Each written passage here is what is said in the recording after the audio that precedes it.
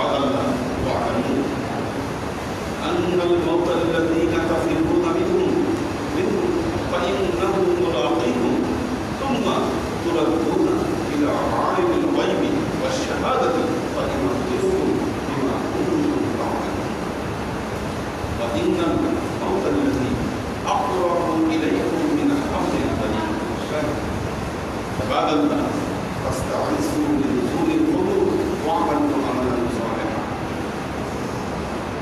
عباد الله واعلموا أن هذا الشهر الشعبان وعن أسامة بن سعيد رضي الله تعالى عنه أنه قال يا رسول الله لم أراك أن تصوم أكثر من شهر شعبان قال ذلك شهر يغفل الناس بين الرفع ورمضان وفيه يرفع الأعمال إلى الله تعالى وإني أحب أن يرفع عملي وأنا صائم رواه مسلم وعن معاذ بن جبل رضي الله تعالى عنه أنه قال إن الله لا يطلع إلى خلقه في ليلة النصف من شعبان فيغفر جميع المخلوق إلا المشرك والمشاهد رواه أبو داود وعن علي بن أبي طالب رضي الله تعالى عنه أنه قال إذا كان ليلة النصف من شعبان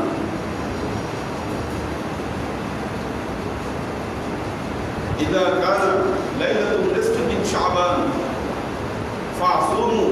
فأقوموا ليلها وأصوموا يومها فإن الله لا ينزل إلى السماء الدنيا بغروب الشمس فيقول ألا من مستغفر فأغفره ألا من مسترفق فأرزقه ألا من مبتلي فأعافيه على كذا وكذا حتى تطلع الفجر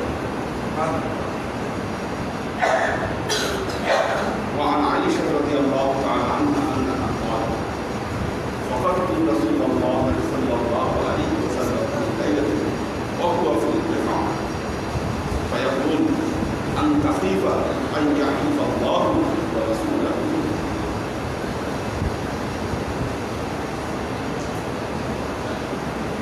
فقال إني ظننت أنك في بعض نسائك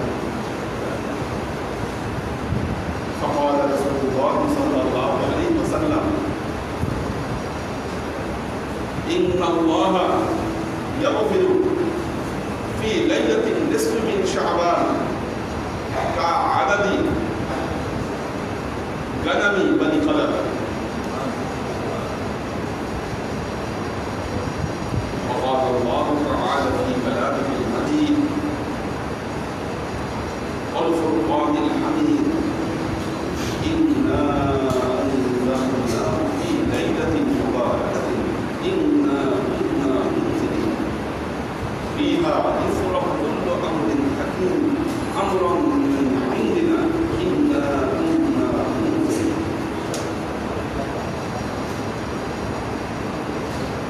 وقصدين الله عشان কারণ নবীন প্রশস্তি জ্ঞাপন করছে সে আল্লাহ যিনি এই কঠিন দুঃসময় আমাদের মসজিদে একত্রিত হওয়ার তৌফিক দিয়েছেন। মসজিদ বন্ধ করা যাবে না, তবে সাবধানতা সুনিশ্চিত করতে হবে। সাবধানতা মসজিদে আসেন সবাই, মাস্ক ইউজ করেন সবাই। কারণ 1920 সালে যখন স্প্যানিশ ফ্লু পৃথিবীতে ছড়িয়ে পড়ে, প্রায় 5 কোটির উপরে মানুষ মারা গেছে। পরে বিজ্ঞানীরা আবিষ্কার করল যে যদি মাস্ক ব্যবহার করতো না তাহলে তার মৃত্যু হতো না, মৃত্যু এড়ানো। এবং পরবর্তীতে এইভাবেই তারা নিয়ন্ত্রণে নিয়ে আসে। প্রতি শতাব্দীতে একটা মহামারী আসে, বড় মহামারী। এর ক্রমধারায় 1920 সালেও এসেছিল, 1820 সালেও এসেছিল, 1720 সালেও মহামারী হয়েছে। আমাদের জন্ম এমন একটি সময়, আমরা অনেকেই এখানে, আমার মধ্যে কেউই জানে যে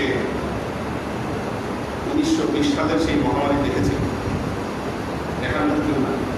আর যারা আছেও দেখার মতো তারা বলতে পারবে না,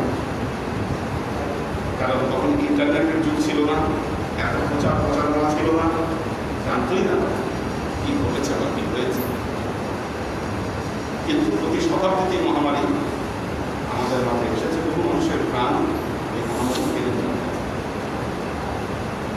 সতর্ক থাকতে হবে, কারণ আল্লাহ নবী বলেছেন, আল্লাহ ওই বান্দার দায়িত্ব গ্রহণ করেন না যে খাদের কিনারায় ঘুমায় আর বলে আমি আল্লাহর উপর তাওয়াক্কুল করছি। আপনি খাদের কিনারায় ঘুমাবেন না, বলবেন তাওয়াক্কুল তো আল্লাহ, আপনি আপনার সাবধানতা আপনি গ্রহণ করেন, রহমত করার পানি হচ্ছে আর বাস্তবতা হচ্ছে ইল্লাহ রাহমাতুল্লাহি, আল্লাহ রহম না করলে এখান থেকে বাঁচার আসলে কোনো উপায়। কঠিন অবস্থা আমরা দেখতে পাচ্ছি, যারা অসুস্থ তারা মসজিদে আসবেন না, আর যারা আসবেন তারা অবশ্যই মাস্ক ব্যবহার করে মসজিদে আসবেন, যেন অন্যান্যরা আক্রান্ত না হয়। কে আক্রান্ত হচ্ছে আর কে না হচ্ছে এটা বোঝার কিন্তু কোনো উপায় নেই। এই কঠিন মুহূর্তে আল্লাহকে ডাকতে হবে, যেন আল্লাহ আমাদেরকে এই আযাব থেকে, এই গজব থেকে আল্লাহ। এটাই প্রমাণ করে প্রতি শতাব্দীতে এই রোগ বালাই আর বালা মুসিবতের আগমন, এটাই প্রমাণ করে মানুষ যখন আল্লাহকে ভুলে যায়, আল্লাহ তখন এই সমস্ত আযাব দিয়ে আল্লাহকে যেন স্মরণ করে মানুষ, এই জন্য আল্লাহ এই রোগ বালাইগুলো দিয়ে থাকে। গ্রামে গঞ্জে যা করছে, মসজিদগুলাতে লোক সংখ্যা বেড়ে গেছে, আল্লাহর ইবাদত বন্দেগী মানুষ আরো বেশি করে করছে, ভয় ভীতি মানুষের অন্তর ঢুকেছে। করোনা না হলে হয়তো মানুষ এই বিষয়গুলো তাদের মাথায় যাক, আমরা দোয়া করবো আল্লাহ যেন সবাইকে রক্ষা করে। এখন শ্রাবণ মাস, আমরা রজব মাস পার করে ফেলেছি, বর্তমান শ্রাবণ মাস, এরপরে আসছে আমাদের জন্য রমজান মাস। ইবাদতের মৌসুম বলা হয় যে 3টা মাস, ইবাদতের মৌসুমের জন্য অত্যন্ত গুরুত্বপূর্ণ এই 3টি মাস। একটি মাস চলে গেছে, দ্বিতীয় মাস শাবান আমাদের সামনে উপস্থিত, রমজান মাস আমাদের সামনে সমাগত। আমরা দোয়া করব রমজান আসার আগেই যেন আল্লাহ আমাদের মাঝ থেকে এই ফিতনাকে তুলে নেন। এই শাবান মাসে আল্লাহ অত্যন্ত গুরুত্বপূর্ণ একটি রাত দিয়েছেন, যেই রাতের নাম হচ্ছে লাইলাতুন নিসফি মিন শাবান, তথা মধ্য শাবানের রাত। আমরা যেটাকে আমাদের পরিভাষায় বলে থাকি শবে বরাত।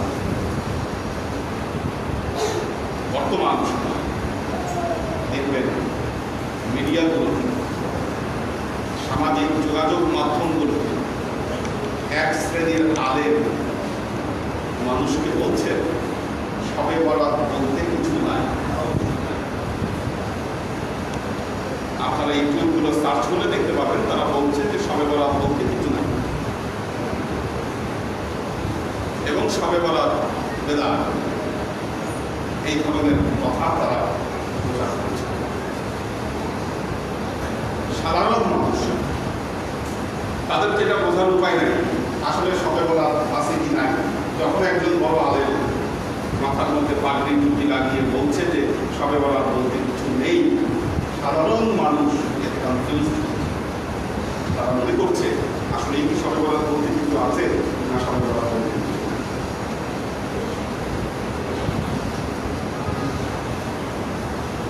ছোটবেলায় একটা গল্প বলেছিলাম,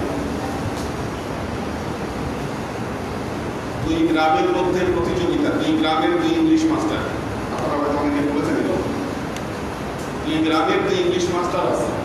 এখন গ্রামের লোকদের মধ্যে প্রতিযোগিতা লাগছে কার ইংলিশ মাস্টার ভালো, কোন মাস্টার ভালো। একজন বয়স্ক, একজন কম বয়স্ক। এখন সবাই বললো তাহলে একটা বাহাস হোক, বাহাস হবে যে আসলে কোন মাস্টার ভালো। তারা একটা ডেট ফিক্স করলো এবং 2 গ্রামের মানুষ একসাথে জমায়েত হলো। প্রথমে পুরা মাস্টার জোয়ান মাস্টারকে জিজ্ঞাসা করলো একটা কঠিন শব্দ, অর্থ কি? ওই মাস্টার বলে দিলেন। এবার জোয়ান মাস্টারের পালা, পুরা মাস্টারকে জিজ্ঞাসা করলো, বলেন তো আই ডোন্ট নো মানে কি? আই ডোন্ট নো মানে কি? পুরা মাস্টার বললো আই ডোন্ট নো মানে আমি জানি না। তখন ওই মাস্টার বললো, দেখো জানে না, আমি যেটা জিজ্ঞাসা করছি জানেন না।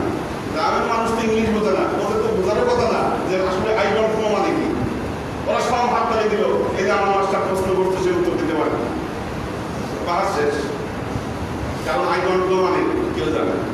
সবাই বলে আসলে কোরআন হাদিসে আছে কি, সাধারণ মানুষ জানে না। এই ফায়দা লুটার চেষ্টা করছে এই সংস্থা। পবিত্র কোরআন হাদিসের কোথাও নামাজ শব্দ নাই, নামাজ শব্দ কোথাও, কিন্তু নামাজের প্রতিশব্দ আছে। নামাজের প্রতিশব্দ রোজা শব্দ কোরআন হাদিসের কোথাও নাই, রোজার প্রতিশব্দ আছে।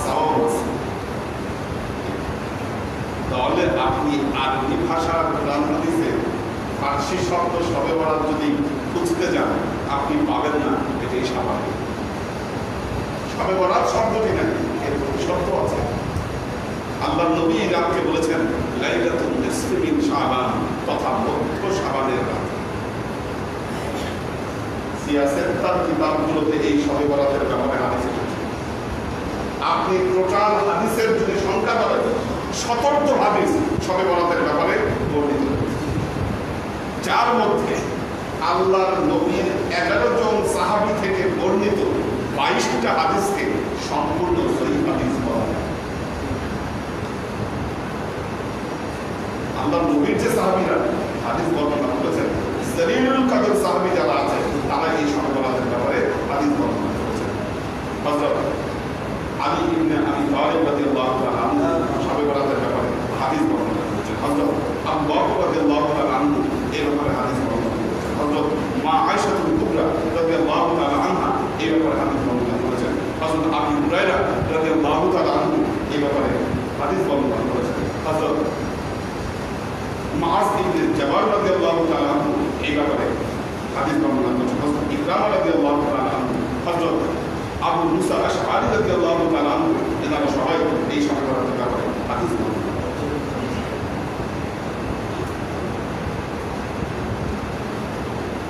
এমনকি দেখেন আরব দেশের একজন বড় হাদিস বিশারদ শেখ আলবানী, তিনি হাদিসের উপরে কাজ করেছেন এবং সবচাইতে শুদ্ধতম যে হাদিসগুলো, এই হাদিসগুলোকে নিয়ে তিনি একটি সংকলন করেছেন, যেই সংকলনের নাম হচ্ছে সিলসিলাতুল আহাদিসুস সাহিহা। সহিহ হাদিসের তিনি ওই সিলসিলাতুল আহাদিসুস সাহিহা এই শবে বরাতের হাদিসকে তিনি নিয়ে এসেছেন এবং তিনি বলেছেন এই হাদিসে কাজেই যারা বিভ্রান্তি ছড়াচ্ছে মনে রাখবেন তাদের এই বিভ্রান্তির উদ্দেশ্য কোন।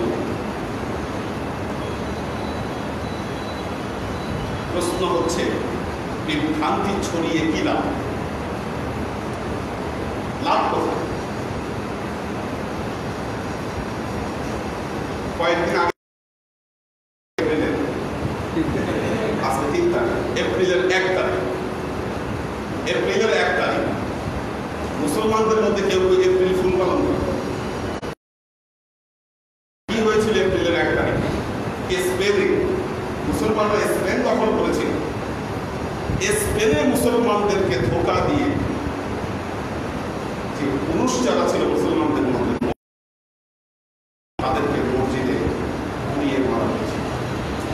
নারী পুরুষ যারা ছিল, নারী আর শিশু, তাদেরকে বলছে তোমরা জাহাজে উঠে চলে যাও, অথচ জাহাজগুলো নিচে ছিল ফুটা। এই জাহাজ যখন সমুদ্রে চলে গেছে, সমুদ্রে ডুবে গেছে সমুদ্র জাহাজ। এই ঘটনা ঘটিয়েছিল এই এপ্রিলের 1 তারিখ। এবং কেন মুসলমানদের উপরে এত বড় হামলা করা সম্ভব হয়েছে ইহুদি খ্রিস্টান, তার কারণ হলো এই মুসলমানেরা তালাকের মাসলা নিয়ে দুই ভাগে বিভক্ত ছিল। প্রথম যখন একদলকে খ্রিস্টানরা মারছে, আরেক দল চুপ চুপ দাঁড়ায় দাঁড়ায় দেখছে যে না, ওরা তো আমাদের মতের সাথে একমত, ওরা তো আমাদের মতের সাথে একমত, মানুষ ওদেরকে, ওরা তো মুসলমানই দেখবে। দেখবেন এই মুসলমানদের মধ্যে একটা বিভক্তি সুস্পষ্ট, একদম সুন্নি, একদম ওয়াহাবি। ধীরে ধীরে বাড়ছে, ধীরে ধীরে বাড়ছে বিভ্রান্তি। বিভ্রান্তি ছড়ালে লাভটা ইহুদি খ্রিস্টানদের লস হচ্ছে। দেখবেন আমরা এতদিনের যত আমলগুলো করেছি, একদল লোক সময়সীমা বিগত 20-30 বছর একদল আলেম এসে বলছে তোমরা যে আমল করছে এতদিন এগুলো সব ভুল, এগুলো সব বেদাত, এগুলোর কোনো রেফারেন্স নাই, এগুলো চলবে না। নামাজের পরে হাত তুলে মোনাজাত, এটার মধ্যে ভেজাল করতেছে না, এটা করা যাবে না, এটা ভেজাল, অথচ হাদিসে আছে বলতেছে এটা ভেজাল। অর্থাৎ আমরা যে আমলগুলো এতদিন করে আসছি, এই যে সবে ভেজাল, এই যে সবে বলা, বলতেছে এটা ভেজাল। যে আমলগুলো এতদিন বাংলাদেশের মানুষ করেছে, এই সব আমলের ভেতরে তারা বলতেছে আমরা ইসলাম থেকে বেদাত কাকে বলে? নব উদ্ভাবিত কথা, নব উদ্ভাবিত পথ, এই তো বেদাত। আপনারা বুড়া মানুষ যারা আছেন, আজ থেকে 30 বছর আগে, 40 বছর আগে এই কথা কোনোদিন শুনছেন? নামাজের পর মোনাজাত করা বেদাত। আপনারা কোনোদিন শুনছেন সবে বলা বেদাত? ছেলেমেয়েরা ইউটিউব, ফেসবুকে এগুলো বক্তব্য শুনছে। তার মানে কি এই বক্তব্যের বয়স খুব বেশি দিন না, বিগত 20-30 বছরের তৈরি করা হয়েছে। কেন? তার কারণ হচ্ছে এই মুসলমানদেরকে বিভ্রান্ত করা হয়েছে। আমরা বলছি সবে বলাদের ব্যাপারে হাদিস আছে, এতগুলো হাদিসের বর্ণনা, একদল লোক বলতেছে নাই এগুলো সব বেদাত। দেখেন ঘটনাটা কি ঘটছে, সাধারণ মানুষ যারা কিছু বুঝতেছে না, একদল মসজিদে আসতেছে, একদল বেদাতের ভয়ে বাসায় শুয়ে ঘুমাচ্ছে। দ্বিতীয় একটা শ্রেণী আছে, তারা ভেতরে ভেতরে কনফিউজ হচ্ছে, হয়তো তারা মসজিদে আসতেছে কিন্তু ভাবতেছে আসলে কি রাতের কিছু আছে, উঠাই দিতে পারতেছে না। যেটার পক্ষে রেফারেন্স আছে, ওরা হাদিসের বর্ণনা আছে, সেগুলো কিন্তু উঠাই দেওয়া সম্ভব না, কিন্তু লাভের লাভ এটা করতে পারছে। কিছু মানুষের মনে সন্দেহ উঠাই দিচ্ছে। আল্লাহ আমাদের এগুলা ফেরনা থেকে বাঁচায় রাখে। কারণ এই সবে বরাতের ব্যাপারে যে বর্ণনা চলে এসেছে, আল্লাহ এই রাত্রিতে বান্দার 1 বছরের আমল তার কাছে তুলে দেন। অপর 1 বছরে কি করবে তার, এটাকে আল্লাহ নাযিল করেন। আল্লাহ এই রাতে তার অসংখ্য বান্দাদেরকে ক্ষমা করে দিয়ে থাকেন। এবং হাদিসের বর্ণনা এসেছে মুশরিক এবং যারা মানুষকে হিংসা করে, এই 2 শ্রেণী ব্যতীত সবাই তার প্রমাণ করে। আল্লাহ তার বিশেষ রহমত এই রাত্রিতে নাযিল করেন। যে রাত্রিতে এত বিষয় ঘটছে, আমরা অবশ্যই এই রাত্রি ইবাদত বন্দেগীর মাধ্যমে অতিবাহিত করব।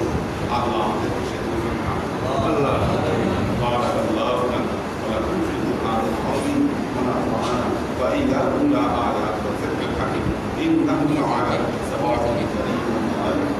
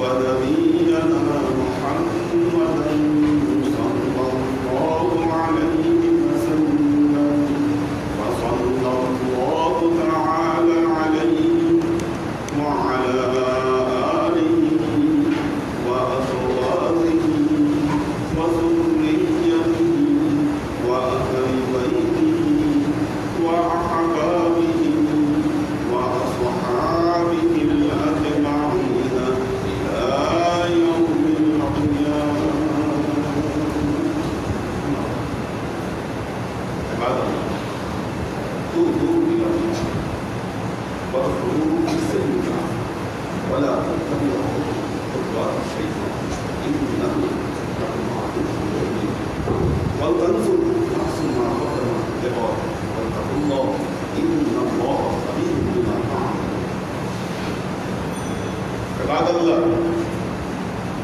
واعلموا إن الموت الذين تفرون منه فإنه ملاقيكم ثم تردون إلى عالم الغيب والشهادة فينبئكم بما كنتم تعملون فإن الموت الذي أقرب إليكم من حول البديع. عباد الله فاستعزوا من طول العمر واعملوا عملا صالحا واعترضوا بنصيحتي كما أخبركم الآن بخطبتي. بارك الله لنا ولكم في القرآن العظيم ونفعنا وإياكم بالآيات والذكر الحكيم إنه تعالى صراط كريم مالك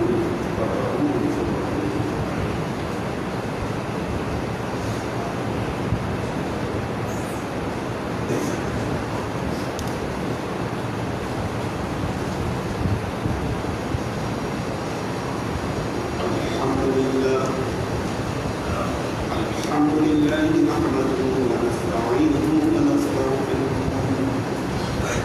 ونؤمن به ونتوكل عليه ونعوذ بالله من شرور أنفسنا ومن سيئات أعمالنا من يهد الله فهو المهتد ومن يضلل فلن تجد له وليا مرشدا ونشهد أن لا إله إلا الله وحده لا شريك له ونشهد أن سيدنا وسندنا ونبينا محمدا صلى الله عليه وسلم فصلى الذي أرسله الله بالحق بشيرا ونذيرا وداعيا إلى الله بإذنه وسراجا منيرا.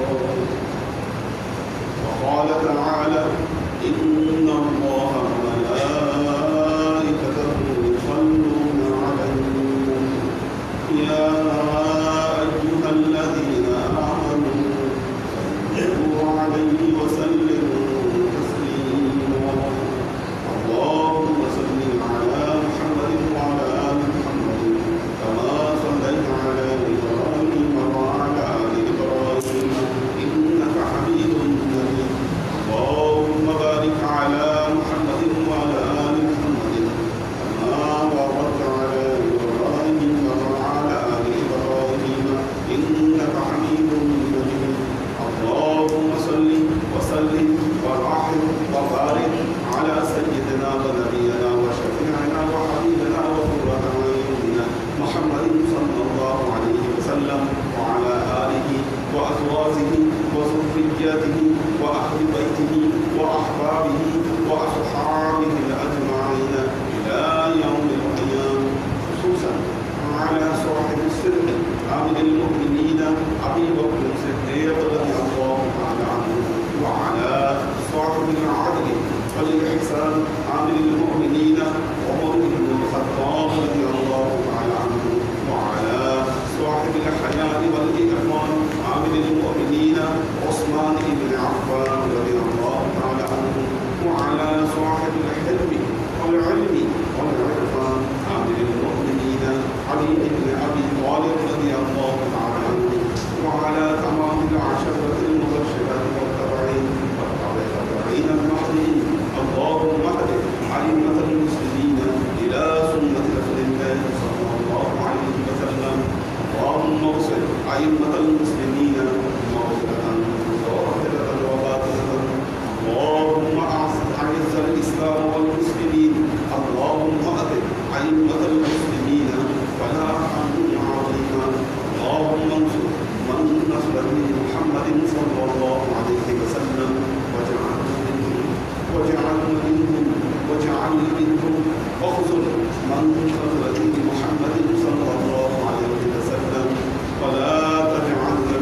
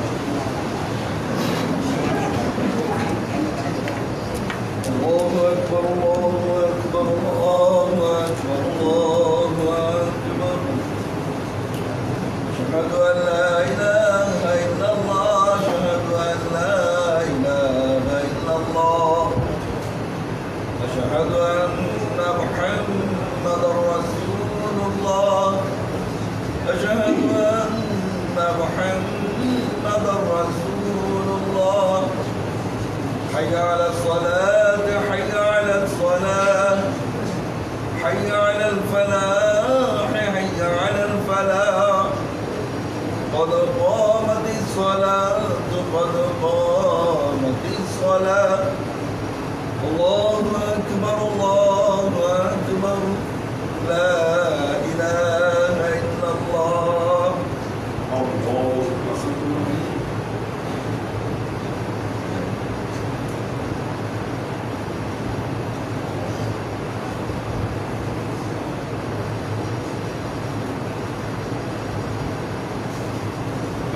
الحمد لله رب العالمين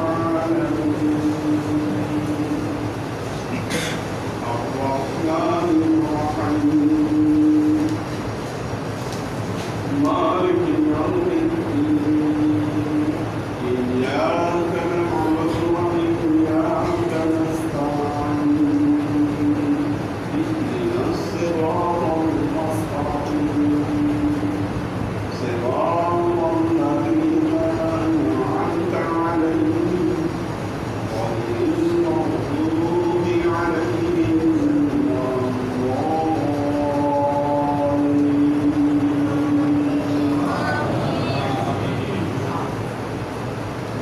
هل أتاك حديث الغاشية وجوه يومئذ خاشعة عاملة ناصبة تصلى نارا حامية طاف عين آنية ليس لهم طعام إلا من ضرع لا يسمن ولا يغني وجوه يومئذ ناعمة لسعيها راضية في جنة عالية لا تسمع فيها لاغية فيها عين جارية فيها سرر مرفوعة وأكواب مرفوعة ونمارق مصفوفة وغرائب مبثوثة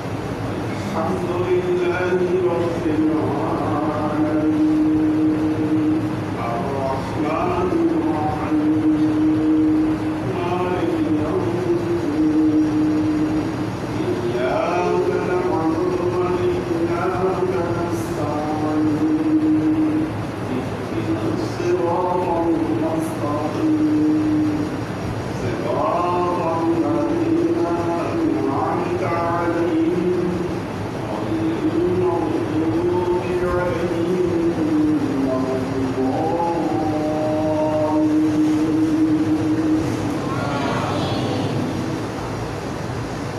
أفلا ينظرون إلى الإبل كيف خلقت وإلى السماء كيف رفعت وإلى الجبال كيف نصبت وإلى الأرض كيف سطحت فذكر إنما أنت مذكر لست عليهم بمسيطر إلا من تولى وكفر فيعذبه الله العذاب الأكبر إن إلينا